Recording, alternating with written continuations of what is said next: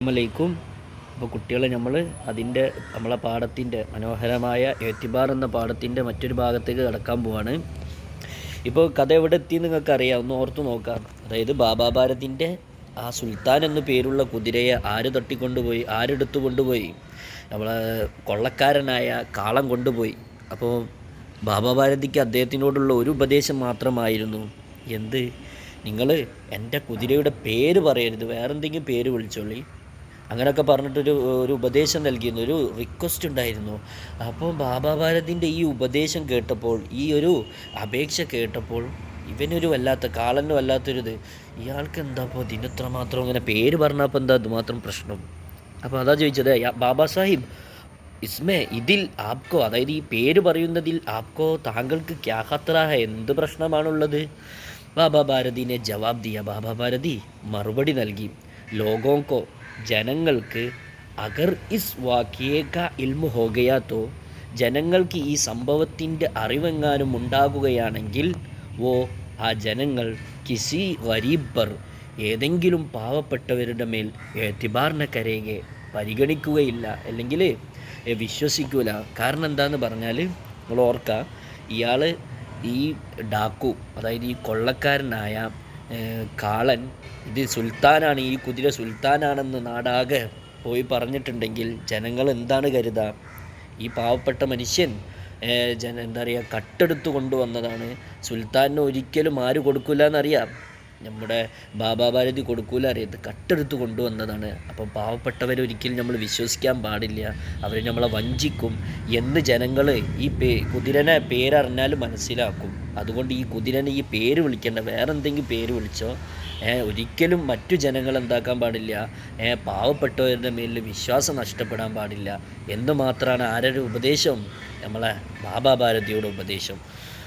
Our യേ കഹത്തെ ഇതും പറഞ്ഞ് ഉനോനെ ബാബാ ഭാരതി സുൽത്താൻ കി തറഫ്, സുൽത്താൻ്റെ ഭാഗത്തു നിന്നും ഇസ് തറഹ് മൂഡ്ലിയ, ഇപ്രകാരം മുഖം തിരിച്ചു കളഞ്ഞു. ജയ്സെ, എപ്രകാരമാണോ, ഉൻക, അദ്ദേഹത്തിന്, അതായത് ബാബാ ഭാരതിക്ക്, ഉസ്സെ, തൻ്റെ കുതിരയായ സുൽത്താനോട് കോയി വാസിത്താനത്ത, ഒരു ബന്ധവും ഉണ്ടായിരുന്നില്ല. അങ്ങനെ അപ്രകാരം മുഖം തിരിച്ചു കളഞ്ഞു. ഇതും പറഞ്ഞിട്ട് വേറെ ഒന്നും പറയാതെ മൂപ്പരങ്ങ് മുഖം തിരിച്ച് ഒരു പോക്ക് പോയി. കണ്ടാൽ വിചാരിക്കും ഇത് ഇയാൾക്ക് യാതൊരു ബന്ധവും ഇല്ലാത്തൊരു കുതിരന്ന്. അങ്ങനാണോ? സുൽത്താൻ എന്ന് പറഞ്ഞാൽ ബാബാ ഭാരതിക്ക് ജീവനാന്ന് നമുക്കറിയാം. ഇതും പറഞ്ഞ് അദ്ദേഹം അങ്ങോട്ട് തിരിഞ്ഞു കളഞ്ഞു. എന്നാലോ ബാബാ ഭാരതി ആണെങ്കിൽ ചലേഗയെ, അദ്ദേഹം അങ്ങോട്ട് പോയി. മഗർ പക്ഷേ ഉൻകാ ഫിക്ര, അദ്ദേഹത്തിൻ്റെ ആ വാചകം, ഫിക്ര, അദ്ദേഹത്തിൻ്റെ വാചകം, ഏത് വാചകം?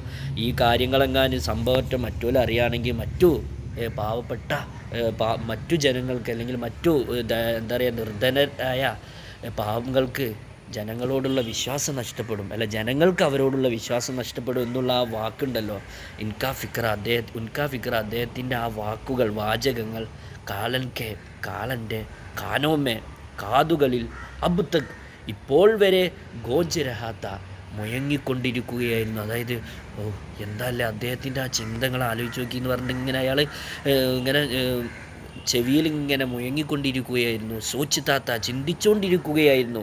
ഇനി അദ്ദേഹം ഇങ്ങനെ ഓരോന്ന് മനസ്സിലിങ്ങനെ സങ്കല്പിച്ചുകൊണ്ടിരിക്കുക. നമ്മളങ്ങനെയാണല്ലോ, ഒരാളെക്കുറിച്ച് ഇങ്ങനെ എന്താല്ലേ അയാളിങ്ങനെ അല്ല അങ്ങനെ ചിന്തിച്ചുകൊണ്ടിരിക്കുക. എന്താ ചിന്തിക്കുന്നത്?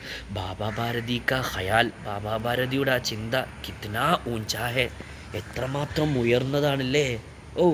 അകർച്ച ആയിരുന്നിട്ട് പോലും ബാബാ സാഹിബിന് ഗോഡേസെ, തൻ്റെ കുതിരയോട് ഇഷ്കത്ത, എത്രത്തോളം ഇഷ്ടമായിരുന്നിട്ട് പോലും, മഗർ പക്ഷേ ആജ്, ഇന്ന്, ഉൻകെ ചെഹ്റേപ്പർ, അദ്ദേഹത്തിൻ്റെ മുഖത്തിന്മേൽ, ദറാബി, അല്പം പോലും മലാൽനത, നിരാശയുണ്ടായിരുന്നില്ലല്ലോ.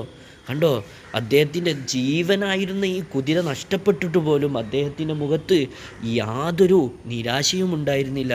എന്ത് മനുഷ്യനല്ലേ അദ്ദേഹം!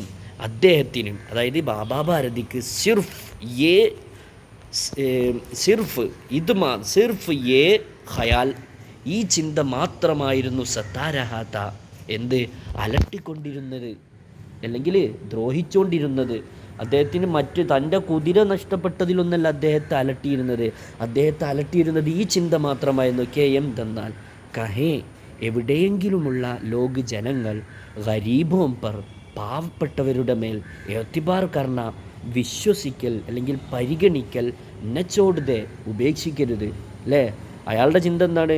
ഏതെങ്കിലും നാട്ടിലത്തെ ജനങ്ങൾ പാവപ്പെട്ടവരുടെ മേലുള്ള വിശ്വാസം ഈ കളഞ്ഞു. നീ ഈ കുതിരയുമായിട്ട് ഇങ്ങനെ പോവുകയാണെങ്കിൽ എൻ്റെ കുതിര പറഞ്ഞാൽ അത്രക്കും പ്രശസ്തിയാണ്, ഈ സുൽത്താനാന്നും പറഞ്ഞിട്ടുണ്ടെങ്കിൽ അവർ നീ കട്ടെടുത്തതാന്ന് വിചാരിച്ചിട്ടുണ്ടാവും എന്ന് പറഞ്ഞിട്ട് അതായിരുന്നു അദ്ദേഹത്തിൻ്റെ വിഷമം.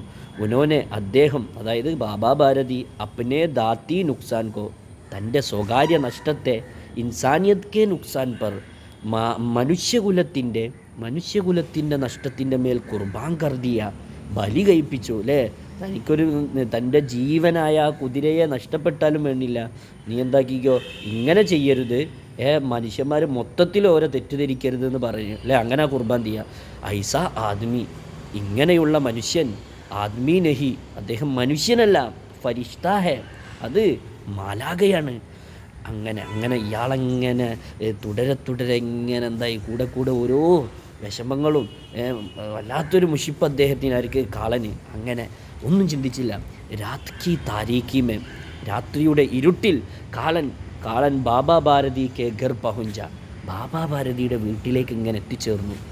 ചാറോ തറഫ് സന്നാട്ടാത്ത, 4 ഭാഗത്തും നിശബ്ദമായിരുന്നു അല്ലേ. അവിടൊന്നും നിശബ്ദതയായിരുന്നു, ഒരു ഒച്ചപ്പാടില്ല. ആസ്മാൻ പർ, ആകാശത്തുമേൽ, ആസ്മാൻ പർ താരെ, ആകാശത്തിലുള്ള നക്ഷത്രങ്ങൾ ടംടമാരഹത്തെ, അതിങ്ങനെ മങ്ങിക്കൊണ്ടിരിക്കുകയായിരുന്നു. അതായത് വെളിച്ചങ്ങളൊക്കെ നഷ്ടപ്പെട്ടുകൊണ്ടിരിക്കുകയായിരുന്നു, ഇരുട്ടൊക്കെ. കാളൻ സുൽത്താൻ കി ലഗാം പക്കടെ, സുൽത്താൻ്റെ ജീനി പിടിച്ചുകൊണ്ട് ആഹിസ്ത സാവധാനം ഇസ്തബൽ കെ ദർവാസെ പർ പഹുഞ്ച, ആലയുടെ വാതിൽക്കൽ എത്തിച്ചേർന്നു. ദർവാസ ഖുലാത്ത, ആ നേരമാണെങ്കിലോ വാതിൽ തുറന്നു കിടപ്പുണ്ടായിരുന്നു. കബി, എന്നാലോ പലപ്പോഴും അവിടെ ബാബാ ഭാരതി ലാഠിയിലേക്കർ, ലാഠി പറഞ്ഞാൽ കുന്തം, ലാത്തി എന്നൊക്കെ പറയും, കുന്തവും എടുത്തോണ്ട് പഹ്റാ ദേത്തേത്തെ, എന്നും കാവൽ നിന്നിട്ടുണ്ടായിരുന്നു. അവിടെ ആയിരുന്നു അദ്ദേഹം എന്നും കാവൽ നിന്നിട്ടുണ്ടായിരുന്നത്. അങ്ങനെ കാലനെ ആകെ ബഡ്കർ, മുന്നോട്ട് കുതിച്ചിട്ട് സുൽത്താനെ ഇസ് ജഗ പർ, ഈ സ്ഥലത്തിന്മേൽ, അതായത് ആലയുടെ മേൽ Band Diya, കെട്ടിയിട്ടു. Or Bahar nickel കർ, പുറത്തേക്ക് കടന്നിട്ട് ദർവാസ, ആ വാതിൽ എഹ്തിയാത് സെ, വളരെ സൂക്ഷ്മതയോടെ ബന്ദ് കർ ദിയ, അടച്ചു. ഇസ് വക്ത്, ഈ സമയം, ഉസ്കി ആങ്കോമേ, അവൻ്റെ കണ്ണുകളിൽ, അതായത് കാളൻ്റെ കണ്ണുകളിൽ, ഖുഷിക്ക് ആസൂത്തെ, സന്തോഷത്തിൻ്റെ കണ്ണുനീരായിരുന്നു. ഒരു തെറ്റ് ചെയ്തിട്ട് അത് തിരുത്തിയപ്പം വല്ലാത്തൊരു ആശ്വാസം. അങ്ങനെയല്ലോ, വല്ല കട്ട സാധനമാണെങ്കിലും അത് കിട്ടിയിട്ട് അതിങ്ങനെ മനസ്സിനെങ്ങനെ അലട്ടിക്കൊണ്ടിരിക്കുമല്ലോ, അതങ്ങോട്ട് തിരിച്ചു കൊടുത്താൽ എന്തായിരിക്കും വല്ലാത്തൊരു സന്തോഷം. മനസ്സിൽ നിന്ന് എന്തോ ഒരു ഭാരം ഇറങ്ങിയ പോലൊരു ഫീലിംഗ് ആയിരുന്നു കാലൻ ആ സമയത്തുണ്ടായിരുന്നത്. ഇൻഷാ അല്ലാഹ് ബാക്കി നമുക്ക് അടുത്ത ക്ലാസ്സിലെടുക്കാം.